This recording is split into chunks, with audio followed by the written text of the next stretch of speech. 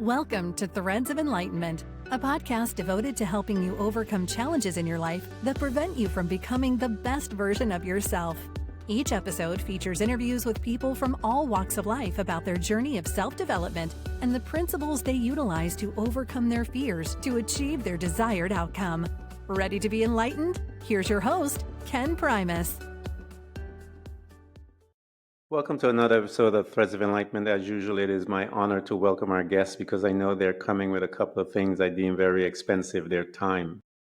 What a precious commodity has been offered to each and every one of us. 24 hours. Man, when I was younger, I disrespected her.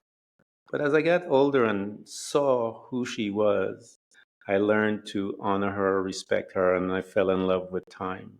And she has been rewarding me tremendously. And so I invite all of you guys to understand her, get to know her, for she will honor you in due season. The other is the journey.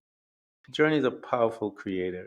It has created the individual that is before us. And as you know, I do not believe that people just come here just to come here. They came here with their assignment. And so we want to honor Dina, for coming and spending both of these precious commodity here with us at Threads of Enlightenment. Thank you so much for coming to Threads. Thank you so much for having me today. It is an honor to have you here. Introduce yourself to the folks, and then and with this question that I'll ask, how do you serve mankind? And I usually ask that question because I want my audience to wake up to the fact that they need to understand that their journey is twofold as well, is that it's not all about you, it's about you and us. So how do you serve mankind? So the way that I would, my name is Dina Merhbi, and the way that I serve mankind is looking through the struggles that I've been through and the successes and the journey that I've had in terms of growing and creating a better life through those struggles. The way that I serve mankind is to help people save the time, the struggle, and the pain that I had to go through and help them actually feel better in their body, mind, and soul.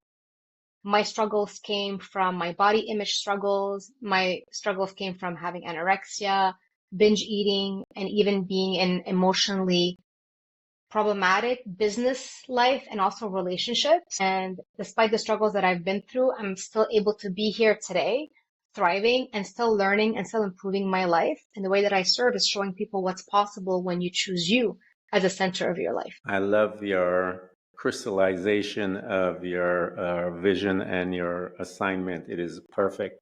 It is always about us in the sense of we are our first client. And as our first client, we get a chance to go through some tough things so that the others coming behind who we have the privilege and the honor of coaching or guiding, that they do not have to go through that. And so I love how you crystallize that. One of our customs that we do here at Threads of Enlightenment is we love to investigate, as they say. I love the questions because questions to me are the way that you locate an individual as to where they are and what their needs are. One of the very first spaces that we reside as an individual in our journey on this planet, if you will, until we become an adult, that adulthood stuff. I still want to be a kid. But the very first space that we reside for a few years is with the family unit. We are told that that family unit consists of mom and dad, and these two individuals are now going to deposit data into you and I. This data is going to assist us in creating ourselves. Mom and dad are traumatized in whatever form they are, and yet they are going to deposit things into you and I that will help form our beliefs, build relationships, and so forth. What was your family unit like? So I love what you explained because we are born kind of like a clean slate. Like you have a brand new phone, clean operating system, and our parents kind of bring in apps or new beliefs and concepts into our life. So I grew up in an environment that was very focused on the image.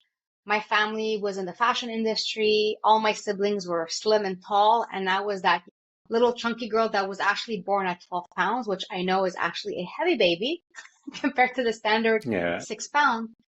So already from the moment I was born, I was kind of labeled the chubby one. I was labeled different at the same time because I looked different from my siblings. I took more from my mom's side than my dad's side.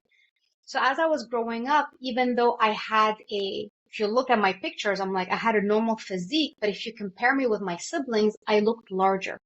So that was kind of the Hmm. label that they put on me. And on top of that label of being called like chubby, I was also like loud and opinionated and stubborn. And I had all these concepts and belief that that was not welcomed as a woman in society. And I felt it since my brother could be loud and that was okay. But me being loud, it was not accepted. I was too much. Even though at the beginning I was like, this is who I am and I'm okay with it. It's still a big struggle being in an environment where people are saying who you are is not good enough. And I still felt loved in my family, but I always felt compared. I still felt I was not good enough. I always felt Yeah. like I had to adapt to how I was. And because now I'm actually in the process of finishing up and writing a book where I'm sharing more of my story. With the comments that I had, I was loud, I was opinionated, I was stubborn. I had weird comments like, you know, do your friends know that you're like this? Or who's going to date you and who's going to marry you because of my big personality? Instead of seeing it as, wow, she's going to be a leader. She's going to be a boss. She's going to create big things in her life. So I was not valued for those amazing personality traits I feel that could have been positive. They were seen more as negative in the female world and society and my culture, which was Lebanese growing up. I'm still Lebanese, but that culture is brings down a little bit, woman has to be calm and quiet and Yeah. stand behind the scenes. Yeah, it's really interesting. I tell people about the programmers. We have the programmers as society as a whole, and you have the gender roles that quote unquote society creates for between male and women.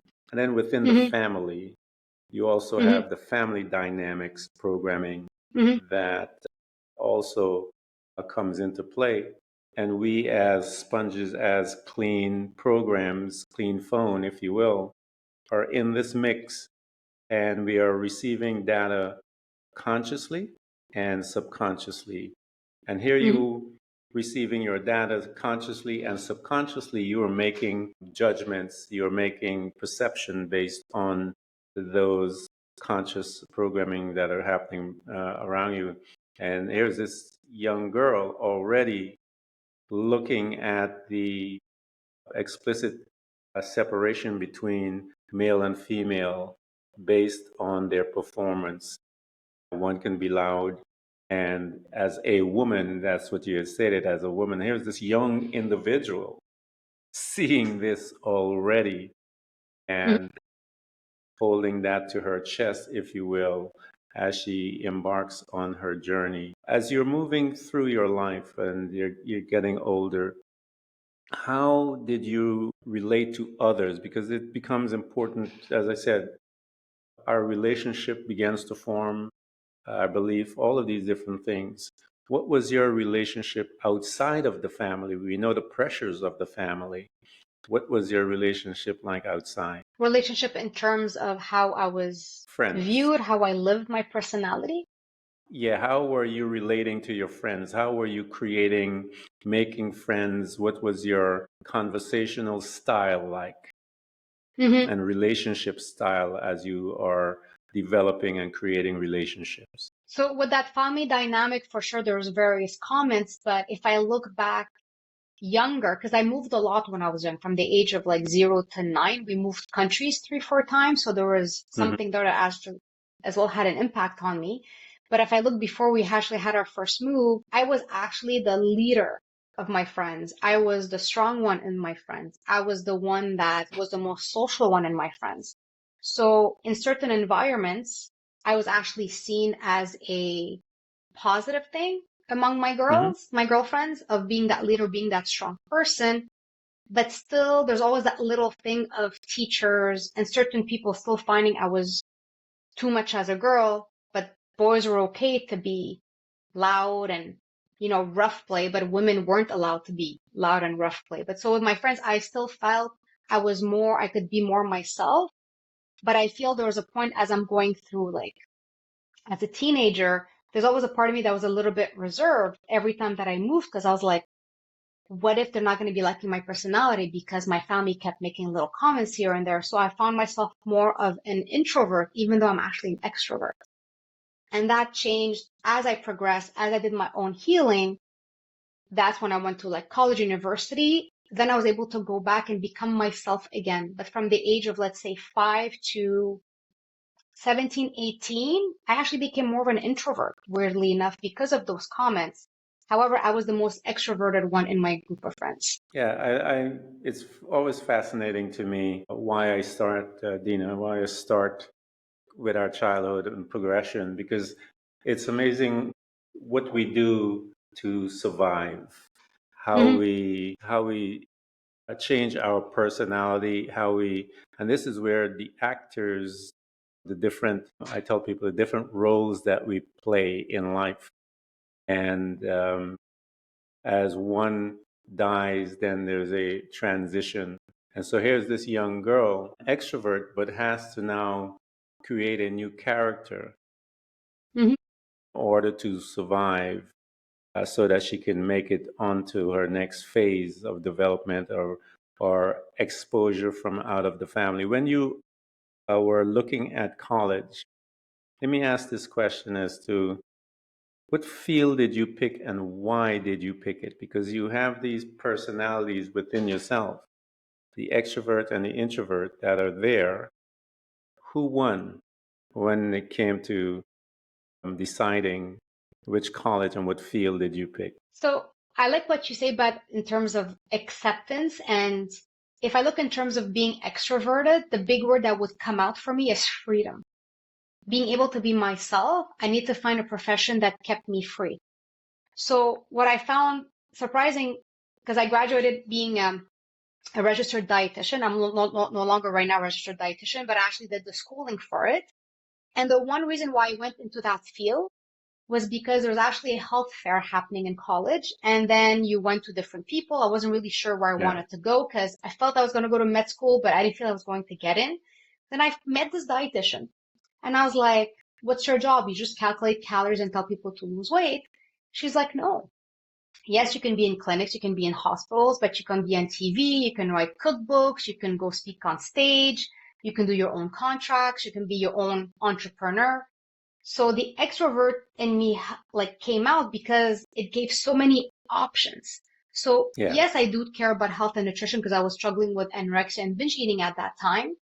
But it was more the freedom of I can get into this job and I can do what I want with it. I was not going to be stuck in a little square cube having to follow the same thing every day. I went to a job that actually would open up and I can actually be who I want to be, do what I want to do, and having the options for it. So I think that was the most tempting part for me to enter as a bachelor's of university in dietetics and human nutrition. Yes, I do enjoy health, but it was really the freedom of being able to do all these different things, whatever I felt like doing once and for all. So the extrovert got a chance to exert itself, if you will. And once you're there, and the extrovert now is in the position where she wants to be. Talk about that hurting girl that is anorexic and going through all of that painful stuff. Now that she is in a field, if you will, that addresses that is now going to focus on that. How did you able to manage yourself at that time with all this data coming to you, and yet your behavior was opposite of what you're basically studying? What were you doing and how were you managing that? So when I entered university, I was struggling with binge eating, because whenever you struggle with anorexia, if you don't get the right support, you go to the other extreme, which is binge eating. So I went to school hoping to find the answer. So we go to university and we're still looking at these people, these experts that might tell me how actually I can fix myself.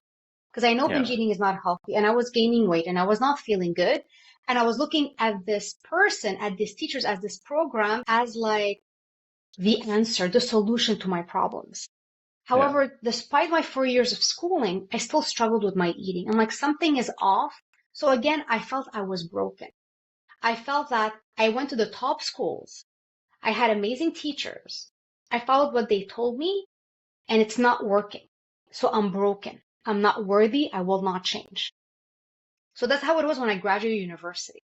And again, binge eating that was 25 years ago, we don't really talk about it. It was just anorexia, bulimia, and overweight. Stop eating, exercise more, and that was the knowledge that I was given. But it was only when I graduated and I started working in a medical clinic and I met my clients and I was like, you know what? They're struggling like I am.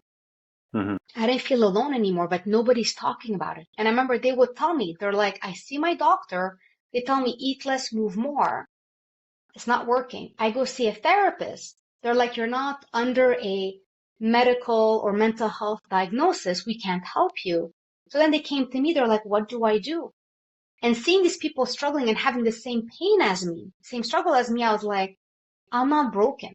I'm misunderstood.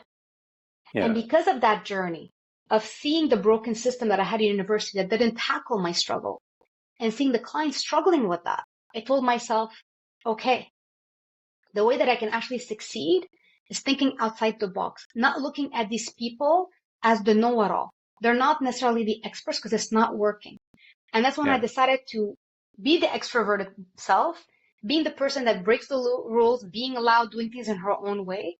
And I ventured out of what's typical of what health is. I really ventured into different ways, modalities of yoga, of mindfulness, of nutrition, of mental health. And then I saw myself healing my journey with food. I saw my clients healing their journey at the same time. And that's when I realized I'm not here to follow the rules because the rules did not help me, did not help them. I'm here to create a new path for people to know that you're not broken, you're just on the wrong path and there's a right path for you. And that was really something that happened through my struggle of feeling I was broken to saying, I'm not. This was just not working for me. There's a better way. And I did the searching and I'm still always researching on it to make things better for my clients. And that's when I saw the success of my clients and I was like, if you feel like you're doing something, you're struggling and you're following whatever people are telling you, it's not working. It's not you that's broken. That system is not made for you. And you need to keep working to find the system that's going to work for you, that is fun, that is enjoyable. And it shouldn't be a struggle like many of the systems are out there in terms of health. So that was my journey of going back into introverted, broken to, you know what, let me break the walls, break the norms and find something new to help my clients. I think we're all supposed to find something new. I think everything is designed that way. We're all supposed to go through this process, if you will, of personal development and personalize the experience of our journey to be able to fit us because, again, we are our first client. So it's designed by us for us. And then as we began to see some manifestation of it working on us, it gives us the opportunity to offer those same process, if you will, to someone else to see if it affords them. And then when we see people adhere to that process, they will go through it. And then even they will add a little this, a little that's different from you. And so that process continues to grow. That's why I believe it's designed to have 8 billion people go through the process and come out with everything differently and make it this beautiful thing that we can always be happy about and be a part of, because that's how we support each other. So here you are. I love that you had to become a maverick in a way to separate yourself from, quote unquote, the experts. As you began to do your research and to look outside of the norm, what were some of those folks, those other leaders outside, if you will, those modalities that you started to look in? You mentioned yoga, you mentioned some of the others. What did you find once you began to expand your understanding of the subject of dealing with nutrition and all the other mindset things? So, because I did the nutrition, I knew it all and something was not working. But then I started doing a minor in psychology and I started seeing like how humans react to situations. And as I'm dissecting my own symptoms around food, I was not born a binge eater. It was a habit that was created from anorexia. So I told myself, if I'm not born this way, I created this habit maybe out of survival, frustration, hunger, so many different reasons. So I looked more at the trauma that led me to turn to food, seeing it more as a mental health struggle, but as well a physical malnourishment trouble, because if you're not eating enough, you are going to overeat. It's just normal. And I decided to say, you know what? How can I go back to the basics? How can I bring simplicity like I was when I was a kid, when I was not struggling with my body? I was not struggling with my weight. Despite the comments that was said, I was okay with the way I was. So how can I go back and start treating my body like I would treat a 5-year-old kid? How can I have compassion towards myself like I would have for a kid? So I focused more on the mental health aspects of my struggle, but as well making sure that I got out of that dieting roller coaster that was making my cravings worse. Because I realized the more I diet, the more I'm craving. So I'm starting like connecting the dots in a certain way. But as well, I think one of the big breakthroughs that I had was I had a residency, I had an internship in an eating disorder clinic. And I was seeing how they were taking care of these clients, struggling with anorexia, struggling with bulimia. And I was like, why don't we take care of people that are struggling with their weight and binge eating the same way? Why can't we just focus on nourishment and not restriction? Because restriction leads to overeating. You tell a child not to have a cookie before dinner, he's going to find a way to go have that cookie before dinner. So between seeing how nutrition and mental health are connected in eating disorders, without even knowing it, I was like, binge eating is a type of eating disorder, even though it wasn't labeled yet at that time. So I really focused on the trauma, seeing myself as somebody who was injured, who was hurting, and treating myself with so much love and compassion through nourishment, through understanding what was making me go and turn to that food. So this is where the psychology comes in. And what I loved about yoga and mindfulness is how can I be in the present moment? Not regretting where I was before, not stressing about the future, but how can I be like right here, right now with my body? Because we have this one body and we can't like exchange it in any shape or form. So how can I take care of it like I would take care of my best friend, take care of a child, take care of my things? Because sometimes we take better care of our materialistic things than our own body. So I think the shift of seeing that I don't have to restrict, I don't have to hurt, I am in pain. How can I heal that pain? So that was the big switch that I did of taking care of myself instead of trying to fit a number on the scale, getting validation for clothing size. I ditched all that. I stopped seeing myself as a number because we are so much more than a number. Your weight can fluctuate for many reasons. It doesn't dictate your worth. But how can I wake up every day and take care of myself? How can I put my head on my pillow at the end of the day and say, you know what? I had a good day. Without the scale, without the clothing, I took care of myself today. And that was a big approach I feel that shifted me and how I helped shift my clients' lives as well. That is a powerful approach, Dina. I mean, powerful stuff that you talked about, because the mindset and mental health. I try. People look at mental health as this really stigma thing when it comes to the old ways how they talk about mental health. Mental health in my life, and I went through. I needed mental health recovery. Anyone that thinks less than of themselves needs mental health. We are the degree of mental health that we, or the stigma that we put about it, is what's causing the problem. Everyone is suffering from some form of mental health disease at some point. How you look at yourself is a mental health issue. And as you begin to address your mental health about you, who you are, and your mental health about you will begin to become more healthy.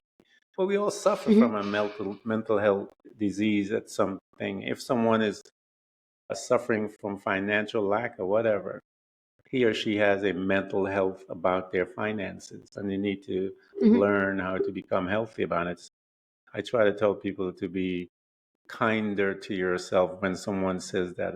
Expand that belief and that terminology, and you'll find yourself there, and you will not be stigmatized, if you will, and it will prevent you from, a lot of people prevent themselves from seeking help because of the stigma that goes with it.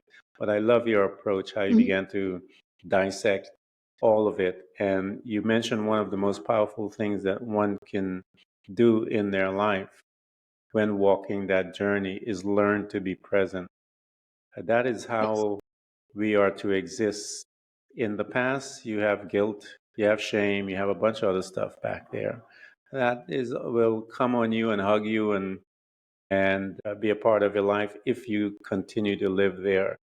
If you live in the future, you have your anxiety, you have your fearfulness, you have all those different things there that are just, and again, these are, I tell people, your thoughts are fluid. Those things really don't exist. They're just there, and they're thoughts that are loading around.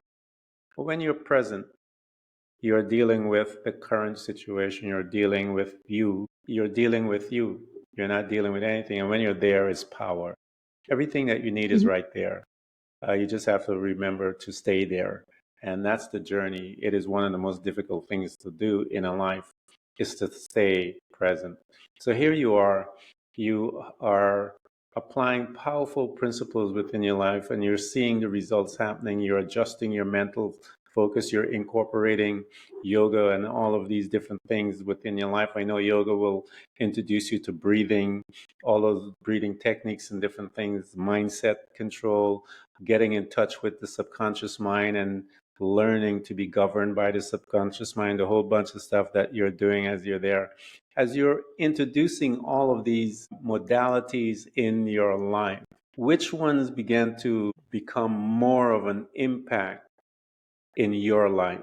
That's a good question. Which one had the biggest impact? I think I would choose two if I could, because the one thing that we have to focus on is we need to nourish our body. So no matter how old you are, no matter what you're going through and how unique each person's body is, knowing how to feed your unique body is going to be one of the biggest breakthroughs you can have, because that increases energy. Energy increases confidence. You can get more activities done. You can enjoy life. So for me, even now, 25 years later after graduating, knowing how to fine tune my eating so I can show up as my best self is one of the core things I start working with my clients. And I believe that most people don't actually know how to eat. People follow maybe a food guide, people follow what they've been growing up with, but are they actually eating in an optimal way for their own health? Many people don't know. And optimal is not you need to eat like I'm eating. We're so different. So I believe the first step is when I understood how to eat for my body, and that as I'm getting older, as I'm getting different hormonal changes and knowing how to adapt my eating, I'm able to do the second part, which is choosing me first. Yeah. And what I liked about what you were talking about mental health is there's a big stigma behind it. We think mental health is, psychiatry. It's like depression, anxiety, all these things that you need medication. But you have to think of your brain, it's part of your body. So it's still a physical health struggle. You being tired, you doubting yourself, it's all this amazing body that you have. So instead of looking at mental health, looking at self-health. We talk about self-care. But self-health is one thing that I had to integrate of how can I, from this point forward, as much as I can, choose me first without hurting anybody around. So that's sometimes a maneuver that we need to go through. How can I choose me first, choose my career, choose my relationships, choose my activities, knowing that whatever voice I had inside of me, whatever intuition, whatever nudge that I have, there's a reason for a greater good. Like when I was young, like if I was nurtured more being that loud person, they would have seen the leader in me to have a different future. So how can I nurture those parts of myself that it doesn't mean that I'm broken, doesn't mean I'm going through anxiety, I'm turning to food, it's a problem. No, I'm anxious. Why am I anxious? How can I feel the feeling instead of numbing it with food, instead of numbing it with alcohol? So if I look at nourishment as the one thing, the second one is how can you choose yourself and feel the feeling you're trying to avoid? Yoga helps you do that. Mindfulness helps you do that. Meditation is a big thing that helps you do that. So I would pick those two. It's hard to pick just one. So if I can, I pick two. Meditation to me is for me, and I've said it a million times, it has saved my life. Breathing is a part of meditation, and yoga introduces you to breathing as well. And I tell people breathing to me is the bridge between the natural and the supernatural. Once you understand how to utilize the breathing, what it does when you begin to your chakras and all the different things as to your body energy levels and locations and so forth. And so the breathing is the door, the bridge by which we walk from one realm into the other. Yoga, the ancient art of yoga is something else as well that is used to change all kinds of body mechanics along with the mind, which pushes beyond the normal. But you had mentioned something that I want you to circle back a little, because to the common individual like myself, I don't know, and I've never really heard it put that way, but I understand about understanding how to eat for me. Mm-hmm. How did you begin to develop a process to identify that for you? And because you said this is one of the things that you held on to, and how I know you had your training with nutrition, but still there are many nutritionists that haven't seen what you see and that insight. How did Mm-hmm. you begin to notice it, number one? And how did you begin to put that together? Because that is a tremendous task. First, you have to understand nutrition in order to put one together. You have to understand the body as you Mm-hmm. understand your individual body, but you said it's based on for different bodies. How do you parse that out, Dina? So this is like, I can say like something that took me a while to fine Mm-hmm. tune. It's not once I did a plan and you exactly. So giving yourself a lot of space to create and understanding your body. But I realized it's how when we're born, we know exactly when we're hungry, when we're full. Kids choose the foods that they feel like they're lacking or they need more of. So my first process in that journey is number one, I had to get my body to feel safe. I had years and years of dieting where my body felt it was always going through a famine state. And if you're always yo-yo dieting, skipping meals, going through keto and then intermittent fasting, you're a bit all over the place. Your body's survival mechanism will be the strongest, which means it's going to bring down its metabolism, it's going to increase your hunger hormone and decrease your fullness hormone. So when people get off a diet, they end up saying, I'm always hungry, I'm always famished, I don't know what to do. So the first step is getting your body back to its basic so that you're feeding your body so it's never hungry, never full.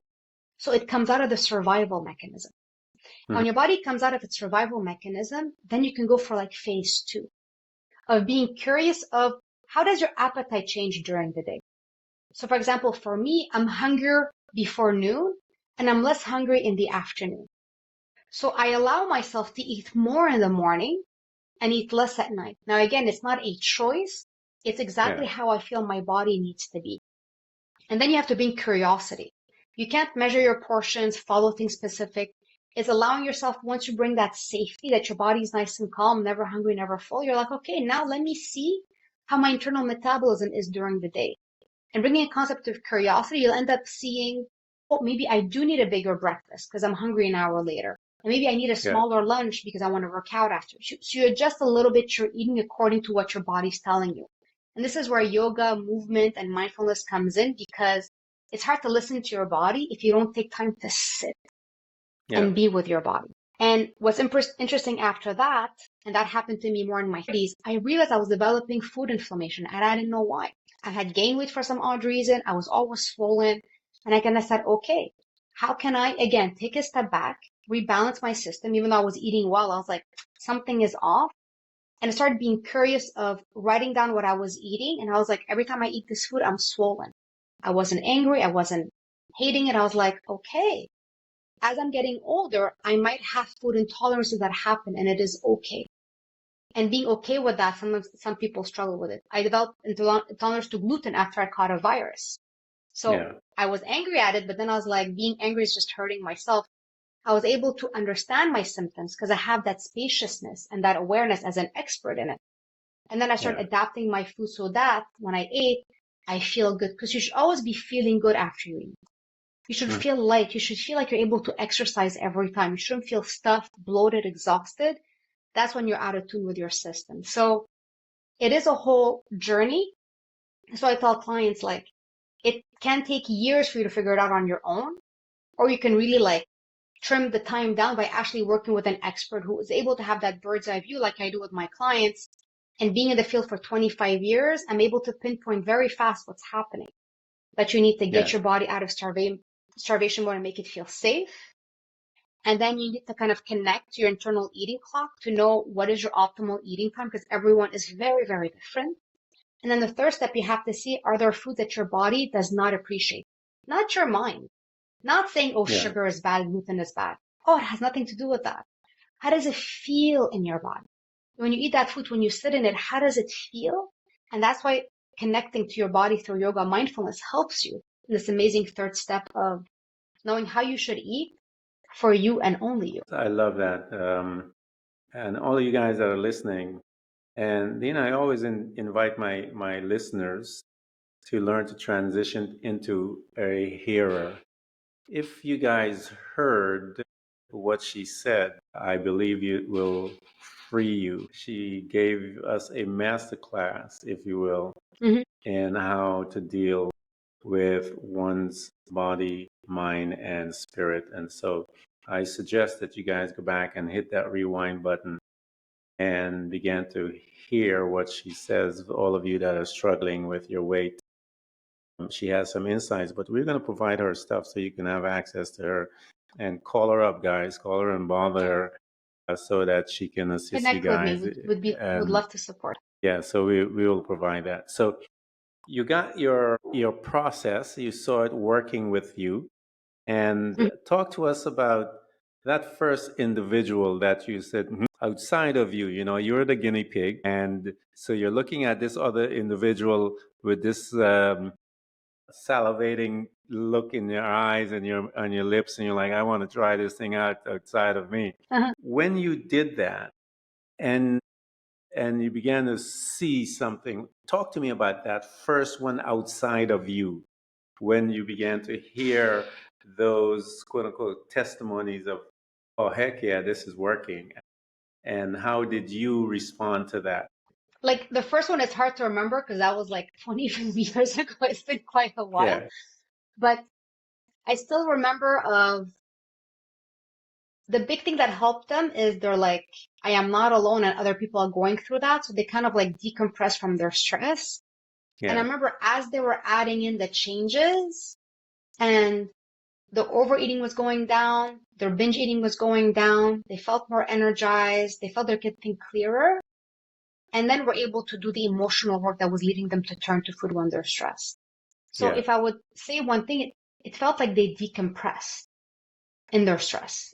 They finally saw something that they're actually eating to help them feel better and not restrict to help them feel better. And I think it's something more that I see now because now it's clear when I do it with the clients and my system has perfected through the years. People that have been coming struggling for 20, 30, 40 years, seeing dietitians, therapists, things are not working. And within a few weeks of rebalancing, getting their body stable and really connecting to them and not just giving them a cookie cutter plan, they feel heard, they feel understood.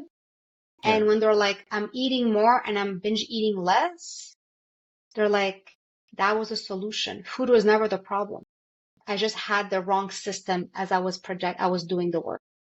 Yeah, I think when you have that one-on-one approach where you're able to assist the individual in becoming a disciple, I tell people, whenever you're going to do something, approach it as one of you're going to be a disciple with this particular thing. And I tell them, when you say that to yourself, it begins to set you up mentally, get out of the McDonald's approach, the fast food approach, because nothing when it comes to personal development is McDonald's approach. It is until you die. So you have to be a disciple, and you have to learn how to put aside your dogmatic belief system and allow yourself the opportunity to expand and question. As I tell people, everything, question the answer that is given to you, question it. And because that individual that is with you is going to be, they're going to see your eagerness and they'll be able to locate you much faster and escort you from that place, that location that has been there for many, many years. As you stated, several of them 20 something years in that same location, and spending a couple of time with you, you're able to move them from that location into a new space. And as I said, the principle is the truth will set you free. Whatever their truth is, when they are moved and they have located it, they become free.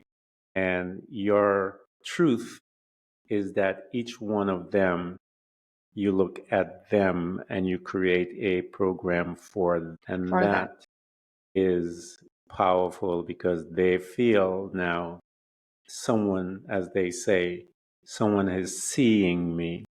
And when someone sees them, they're able to always be in that space to trust and allow the expansion that happens. That's powerful stuff you're doing, girl. You keep it up. Thank So you. here you are. This client, as you mentioned, you're seeing the process as they're getting free and so forth. As you fine-tuned your approach, and you're now looking where you're at today. You've done much. You've been in this field for a long time. What is your North Star that is pushing you? Because I tell people one thing about personal development: when one is found their assignment, their gift will begin to, they initially start using their gift, and then the gifts start using them. There's this transition that starts to happen. And once the gift begins to use us, it's a totally different ball game. What is it you're sensing within yourself as you are looking into your trying to expand yourself in a sense where you feel you are being tugged? That uneasiness, I tell people, is there for a purpose because it's trying to tell you, don't get comfortable here yet. We got more things to do. So what is it that you're feeling, that nudging, that is the underpinning with you at this present moment? So through my journey and through perfecting the process and helping clients, right now it's really how can I get my voice out to the masses? It's really being that different voice from the typical unhealthy comments and programs and everything that is online. Even in the medical system, there's a lot of misknowledge, bad knowledge, and unhealthy practices. And I feel kind of it is my duty, like I am, coming on this podcast and coming on different ones and writing my book and being out there.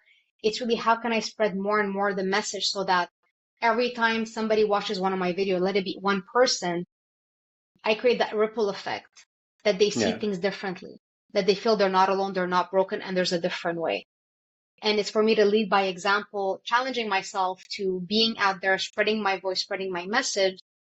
Because as much as I love coaching my clients and they're part of my programs, there's so many people out there that need to know there's a different way. Things I wish I knew when I was younger, because we all have to be this kind of rule breaker in a certain way or create a butterfly effect. So if you have a strong message to share, and I have a strong message I want to share, is being able to help touch certain people that need to hear it so that they can live a better life. Because life is so short, and struggling with your body, struggling with your weight, feeling that you're broken, it makes it so exhausting. And I feel bad for the people that have to live that way. There's a different way to happiness. It doesn't have to be molded to what society is. I don't fit what society's standard is. There's so many things I don't fit, but guess what? It depends what my standard is. What kind of life do I want? And it's for me to break out of the comfort zone and being able to be a maverick. People might call it a rebel, but for me, it's more sharing my truth to inspire other people to know that there's another way and that they're not alone in this journey. So that's my North Star, spreading my message as much as I can, because life is so much sweeter when you get on the other side. It absolutely is. And I always tell people, hurry up and get there, but there's a price, Dina, for getting there. And that price, To be honest, it's a journey. Yeah. As you progress, that's the price. because I took her. There's the price, but it was the gift behind it. Yeah. When I went through my yoga and my meditation, my training, and I'm a certified 500-hour teacher, I've lost some friends on that path, on that journey, and it was hurtful. But I had a vision of where I want to go, and I don't wish any harm to anybody.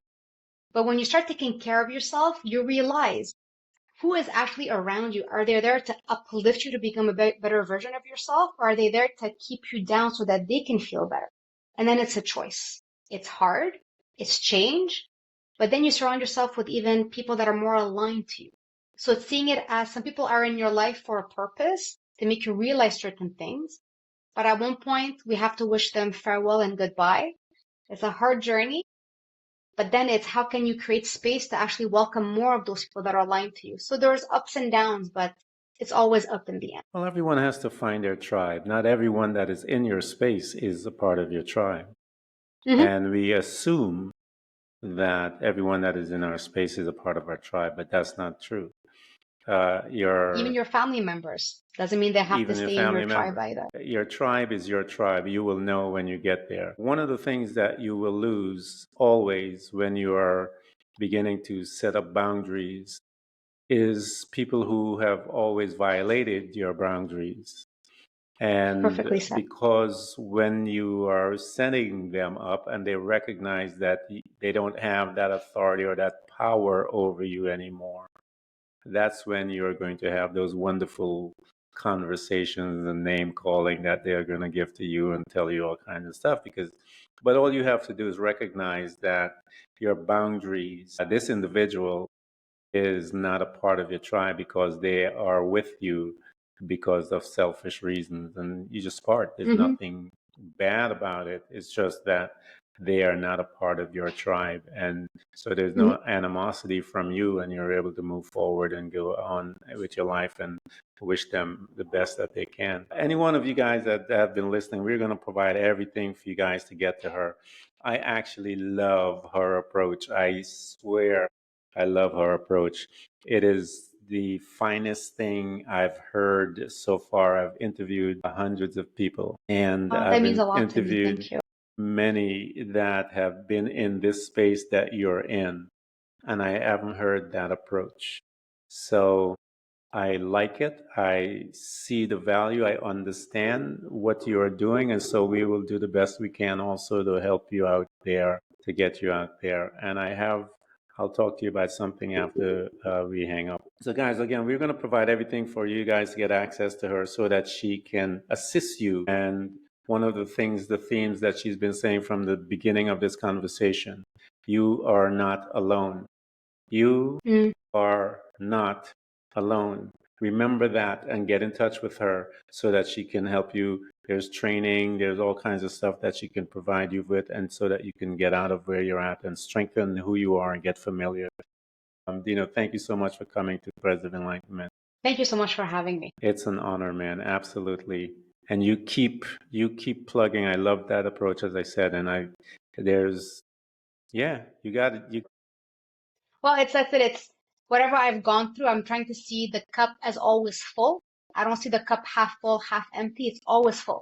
Depends how much water you want to put in it and how much space you want to keep air for it to breathe at the same time. So it's always a choice. Excellent. Thank you. All right.